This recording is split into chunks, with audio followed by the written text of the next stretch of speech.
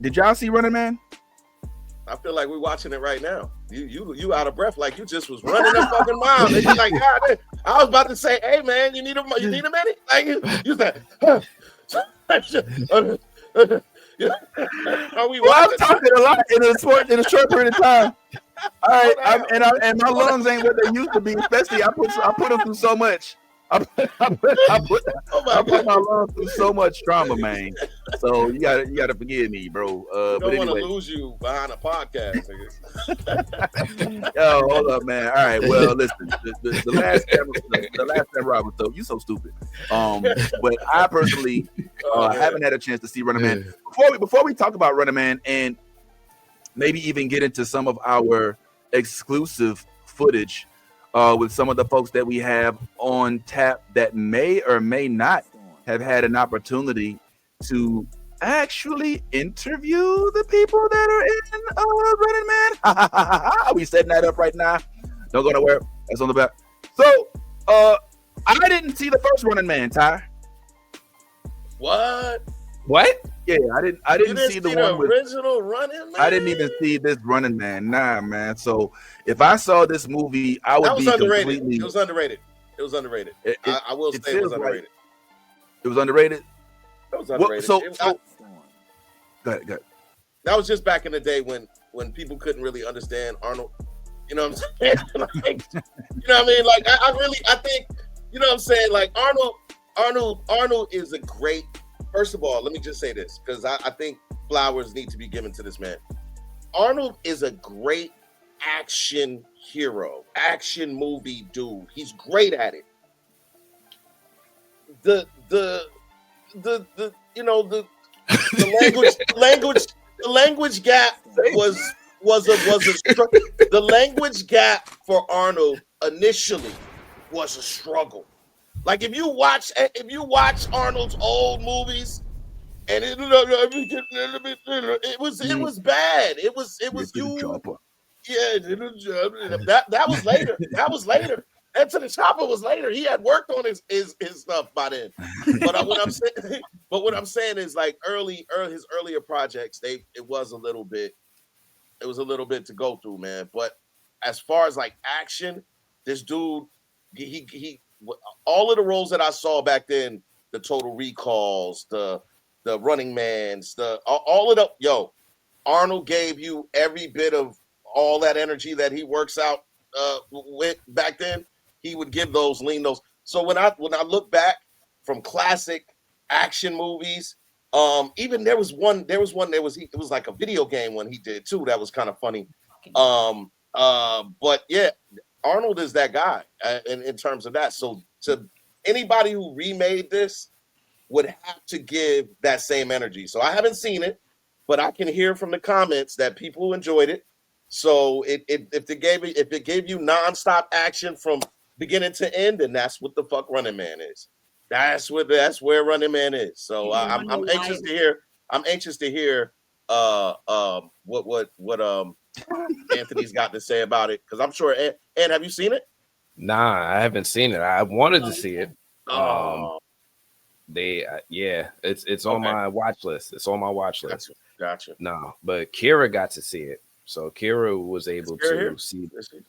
No, Kira unfortunately couldn't make it today on the live broadcast, but in spirit, Kira is here.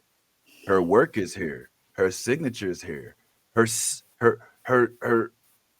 productivity.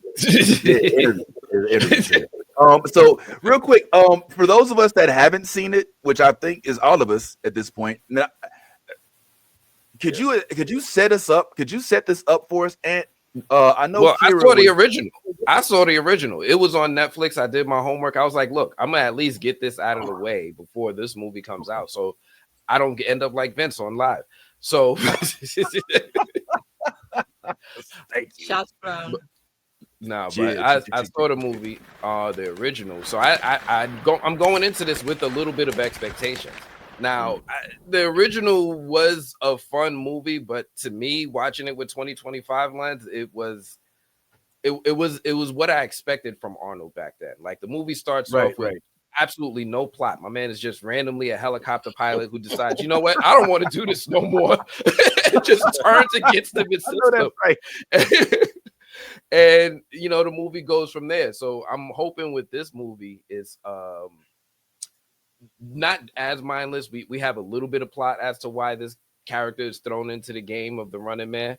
But Kira was able to talk to the cast for us and give us some insight from their perspective. All right, well, I want to show these interviews, but before we get into the interviews, can we maybe talk about who the cast is so we have an idea of who it is that Kira is interviewing? So in the Running Man, because you know how we get down, we black folks, we like to talk to each other. You know what I'm saying? Like we like to talk to folks of our own kind. But I believe, could you list off some of the folks that she interviewed here, Ant, if you don't mind? Oh yeah, so she got to speak with Daniel Ezra, and she also got to speak with Jamie Lawson. Nice. Okay, so Daniel Ezra and Jamie. Yeah. Yes. All right, so just wanted to kind of just give us a little bit of a background. Jamie Lawson. This is Jamie Lawson, for those who are unaware, one of the stars of this movie. Oh wow, look at her. And she looks familiar. You might actually, some of y'all might be like, hey, I've seen her before. Here she is. Let me put this on the screen for y'all. Check this out. Bam. Look what that is. You recognize her? Mm-hmm. If I'm not mistaken, was it? Yep. Yo, she's I'm not gonna lie, I'm getting a little like I'm getting give them the forecast.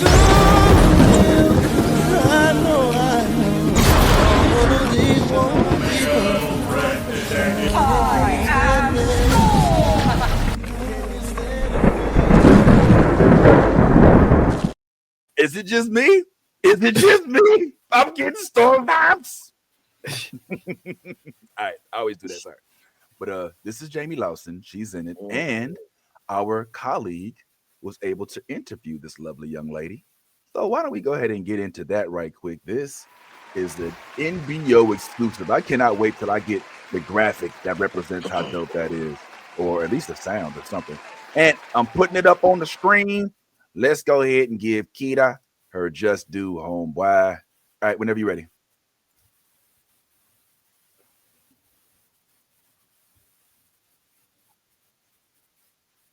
It's muted. Company the alums like Viola Davis and Wendell Pierce. And like them, you've built a career on choosing layered, grounded roles. What's something about Sheila that audiences might miss if they only see what's on the surface? What's something that audiences might miss if they only look at it on the surface? Yes. About Sheila or just about the movie in general? Sheila. I think if you're only looking at the surface, it's an interesting question. Reason why is because we were really intentional in crafting her and her relationship with Ben, that there is no surface read, that you get. I would hope people understand that they are a team at the end of the day, that there's real love between them, that you can understand that she's doing the best with what she's got, and she doesn't blame her husband for the predicament that they're in, even if it means that she has to put in extra hours. She's willing to do that because she looks at it as a team. So I hope people get that, because I think they've done a really good job of driving that point home in the film. So I would hope. I mean, if they don't get that, then I would question if they fell asleep at some point. No. Which shouldn't happen, because this movie keeps you on your toes with all the twists and turns and action where you're like, you dare not blink because you're going to miss it. And honestly, it feels like it's going to be quite loud. So everything will wake you up at some point during this movie. Yeah. Do we one last question? Sure.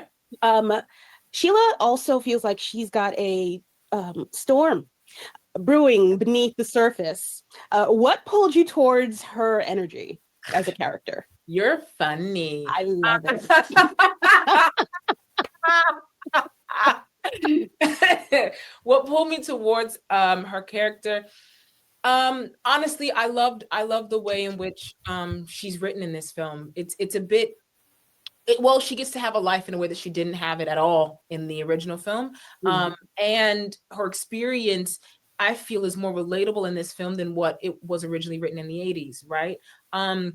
Because we get to really understand, we can all resonate with this woman who is doing the best that she can, and even still her experience is getting completely distorted for the purposes of the network and what they're trying to sell to folks, right? And so that was immediately what attracted me to wanting to do this. Is I was like, I'm always looking to honor the women in my life, and there's a lot of women in my life who can resonate with that, who feel like they're not being seen fully for what they actually are doing. And here's an aspect where she is seen fully by her husband, who will defend her till the end. And if nobody else can help, he's determined to help restore her and her child's dignity. Oh, I love. Pause.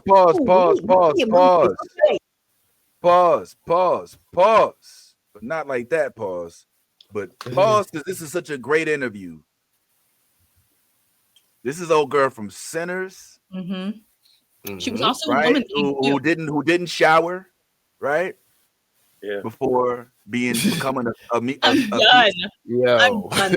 That's how we're gonna open. That's how we remember. I'm not throwing nothing. I'm just in case you didn't remember who she was. That's all I was just trying to. We know who she was, Vince. Didn't have to paraphrase that on just that part. Thank you. I wasn't trying to knock her. It ain't like she was like, hold on, I ain't, you know what I'm saying? Oh boy was like, no. No. I can't. I'm starving. But yo, this interview was going hard, man. Like I'm so. I mean, first of all, ding, ding, ding, ding, ding, ding, ding, you heard she felt that storm energy was right there, man. So I'm glad we was able to identify with that. But yeah, man, like since you saw the movie before it became a remake, and can we at least maybe compare and contrast some of the older movie with the newer movie? For instance, does her character no, we can't. Okay, all right. So all right. Nah. There was no character like her. All right. I mean, look, they remade Dune, right? And I mean, some of those characters they cross over, right? They're remaking a bunch of, when they remake stuff, it's sometimes the characters just aren't who they were before. They remade Little Mermaid, you know what I'm saying, and Scuttlebutt. The seagull wasn't a seagull no more. So I'm just curious if some of this stuff transferred over, but I guess it didn't. No, none of it transferred over. Well, I can't say none of it, but this character in particular isn't a direct correlation from someone in the original film. The original film only had like a couple of women in prominent positions. And from what I've seen of this movie has more. So yeah, so this is a different new interpretation of that original story. I think this was a Stephen King novel. What? So in some way it connects to Derry. Somebody make sure we on point with that. That would be crazy, because it'd be crazy if we fuck around and we see the Running Man in Derry. Yeah. Somewhere. So we'll see how that works. Let's continue with that interview. Let's see what else we've got going on there. Now, if you could go ahead and play that bad boy. No, that is the thing. I really hope audiences, they're going to come in for the action, as they should, but I really hope people are captivated by all of the characters and the storylines that are really baked in this film, which is a testament to what Michael and Edgar wrote. Like it is a full experience beyond just an action film. Okay, I'm excited. I'm very excited for this, actually. I was around for the original, so I'm super excited to see. Oh, good. As well. Congratulations on everything again. Oh, wow. Well, hey, thank you so much, Kira. That was awesome. Yeah, we don't always get all the time in the world for all these interviews, so she definitely made the best of her time. And yeah, I mean, I ain't gonna lie, when I get geeked up when we get to interview people in these dope movies, especially the ones that look like us, because I feel like they get to not just the ones that look like us, but the ones that think like us. You know what I'm saying? Because I feel like they get an opportunity to express themselves in a manner that they don't necessarily always get to when they're being interviewed by other people. Am I tripping on that, Ant? No, that is something that's very, very real. It's very, very honest. Because, just like from our perspective, right? It's hard to be in the room, right? There's so very few of us in the room. For them, they rarely get to be interviewed by someone that looks like them. So they get to put their guard down. And it's refreshing. I've seen Black actors and actresses on red carpets go out of their way to make sure that they give me time, even if their agent is pulling them away. And it's just because, we see us so very infrequently.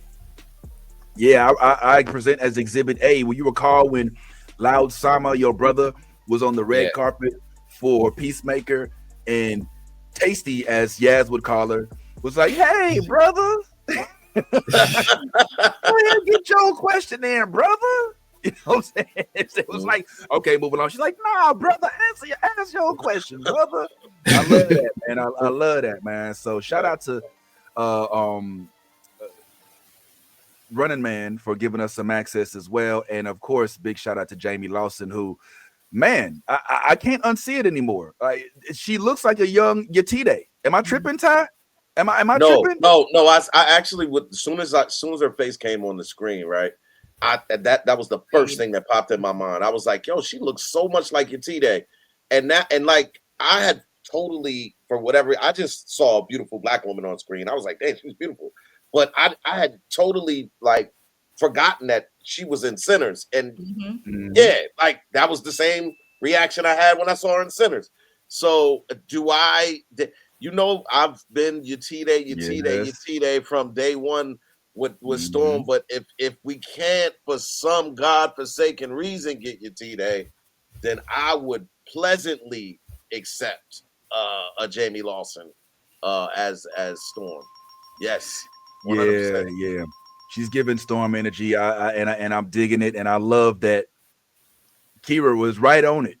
It was a mind meld, yo. She just was right on it, man. Just right on it. So we got to check out the Running Man, y'all. I look forward to Anthony. Let me ask you this real quick. Would you haven't seen the new one either, but would you recommend somebody watches? This would probably be a better question for Kira. So hopefully we get a chance to speak to her again. But would you recommend this? Does somebody have to watch the old one to be able to understand the new one? No. I would say that this story in particular, is a standalone thing. You don't need any type of research, any type of homework. But, Stephen King fans, we're going to be looking for those clues that connect it to other things. But other than that, you don't need to do any homework. Okay. All right. Well, I will look very much forward to it, and big up to Kira for getting this. Now, this is not the only interview we have from Running Man, if I'm not mistaken. Check the private chat if you could, and at some point in time. And yeah, let's go ahead and show some more love, because if I'm not mistaken, there's even more shenanigans that we can get into based on the Running Man cast. Oh man, what we got here? Ooh, Josh Brolin. Is it Josh Brolin? I mean, no. I was saying that I saw that on the thing just now. I was like, I didn't realize there was so many big names. You got Josh Coleman Brolin, Domingo. you got Coleman Domingo, yeah. Ace. Coleman Domingo. Who? Oh, Daniel Ezra. Who else? Coleman Domingo. Yeah, Josh. And in the original, Ty, it's you saying that he doesn't actually talk that much, like Arnold Schwarzenegger. Who? Well, Schwarzenegger. I mean, he's the lead actor. He does talk, but I think in the original, and it's been so long since I saw the original, but in the original, from what I remember, it literally it's a game, and they start and it just doesn't, like, it's just action. It's just action from one scene to the next, action, all the way up until the end. Like so. If you remember the plot, like it was like some end of the world, like dystopian future, and things were already like taken over, where corporations were just working hand in hand with the government. And it's very similar to The Long Walk, another Stephen King story. But all they do is watch this TV show called The Running Man for entertainment, because their life has gotten so bad. And The Running Man is just when they take any random criminal and make them run through this gauntlet of life and death. And if they're able to make it to like the other side of this maze, then they can get their freedom or whatever it is that they want. This film, like I said, is probably going to follow that formula where they throw Glenn Powell into that gauntlet, but it's going to be a completely different background. It's probably going to be a completely different setup. And they're introducing new cast to make it work. They're introducing a lot of new cast. And Vince. Oh, my bad. Go ahead, man. No, I was going to say, but yeah, there wasn't a lot of talking. It wasn't a lot of setup. All it was just throw Arnold Schwarzenegger into this game. Okay. And I think the difference that from what I saw on the trailers and whatnot, the biggest difference I think in the original and this one is that they had like a designated area for like the places for the criminals to go through. So they had like they would send them through like tunnels and stuff like it felt like it was under the city, right? Where they had them, like, so it was a designated area. This Running Man seems like it's everywhere. Like it's like this dude is going through a whole city, going all from up the like that was I think the difference between the original Running Man and this one is that their game had been around for a while to the point of designated areas, and we have these things for this and this for that. And this one feels like, yo, you get sent out and you got to make it across the city by a certain time. I don't know if that's the case, but I'm thinking that's more what we're going to see, which is a more open network. Well, let's talk a little bit more about who all else is in this project. So as we see here, we've got the Running Man, which not only stars the homie Jamie Lawson. Lawson. Man, look, I stopped doing this in the morning. The things that I do. But it also has, like we said, a young man by the name of Daniel Ezra. Not sure if all of you recall, but he might look a little familiar as well. Here was one of his announcements here when he did finally join the cast of The Running Man. I believe Daniel Ezra has been in a couple other projects. He looks familiar. All right. And so we definitely that football show, right? He's from that football show, from right? Ballers? No. No. It's a very popular, it's a very All-American. That's it. All-American. Yeah. Okay. I don't watch All-American. I mean, I don't either. That's why I couldn't. But it is yet because we don't watch it. It doesn't matter. It's still very pop. It was a very popular show, and it's absolutely right. Yeah, definitely want to give him his props. So yeah, we got my man Daniel Ezra here, and to speak with him, we've got none other than our wonderful Lady Mandalore. So without further ado, let's go ahead and rewind that bit to the beginning, and let's go ahead and give them what they want. Good morning again. My name is Kira. I'm from the Movie Blog. My question to you and statement: as a born and raised New Yorker from a dying demographic myself, I know how hard it is to believe in something that feels too good to be true. What makes Ben different this time? Like, why does your character believe in him when he didn't believe in others? I think they're very different, but I think he sees a lot of himself in Ben. Ben isn't a typical like action hero. He's from where he's from a similar class. Like, he's very working class everyman. And I think those are people Bradley knows. And I think he understands that his back's against the wall. They both have relatives that are sick and in trouble, and they bond very quickly, and I think they see themselves in each other in a really delicate way. And I also think Bradley's just really smart. I think he's really smart, and he's learned just how to read people. You know, he's a wannabe revolutionary. He's a rebel, and you can't do that without getting your trust broken at times. And so I think he's learned I think he has really good skills at deciphering who's real and who's not. And I think he can see very quickly that Ben is real. Okay. If I have one more question for you, it might be a little bit spicy. Did you and the team ever talk about the Great White Hope angle and how your character might be used as a prop up for that type of narrative? No, we didn't. I don't think that exists in this. I think this goes so much beyond race. I think this at the end of the day is about family and what we're willing to do for our family and to save the people we love. Okay. All right. Thank you very much for your time. I appreciate it. And good luck. Thank you so much. Hey, Kira doing the Lord's work. Hallelujah. So yes, that is Mr. Daniel Ezra. British actor, huh? Another British actor. Oh, you think? you noticed? Did you notice? Yeah, and I, I'm not a hater. You know what I'm saying? I don't mind it. I'm not a hater of the Eurovasion as they call it. But, it is what it is. I mean, I'm just gonna keep it real. They do better accents than us. It's too much. It's too easy to duplicate to imitate the American accent. It's much harder to do a New Zealand accent or to do a British accent or Manchester or Liverpool or whatever. I'm sure after Yaz's acting classes, she's gonna come back pretty strong with it. That's not what you do in acting classes. Like, I don't know what you think you do. You don't practice accents in acting. I mean, like, hello, good day, it's not what you think it is. I am the Witcher. No, I'm actually learning acting, not playing. There's a difference. All right, man. But yeah, that's cool.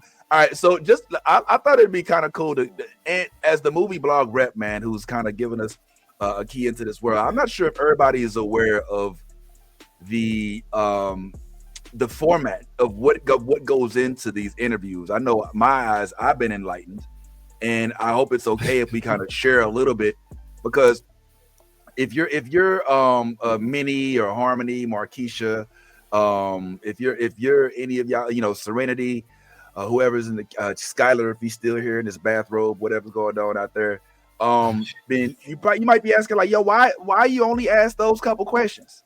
Oh, you got more? You have more? Yeah. Awesome. Yeah. Okay, cool. You might be asking like, why you only ask those couple questions? Well, it's because we're working with Anthony in the movie blog. We're one of many different entities that are looking to interview these folks within a short period of time. And so sometimes you get 5 minutes, sometimes you get 4 minutes, sometimes you get 10 minutes if it's multiple people on the cast. But by the time you start getting close to that 5-10 minutes, unlike when you're on the new Blerd order, you try to just squeeze off a couple more questions. There's somebody in the comment section like, you are over your time. You know what I'm saying? Or you get close, or wrap it up. 1 minute left, 30, 29, 28, 27. And so you're like, oh, okay, hold on. And you don't want to mess up the opportunity to be able to have them on again, right? So I think that's why we choose the questions very selectively.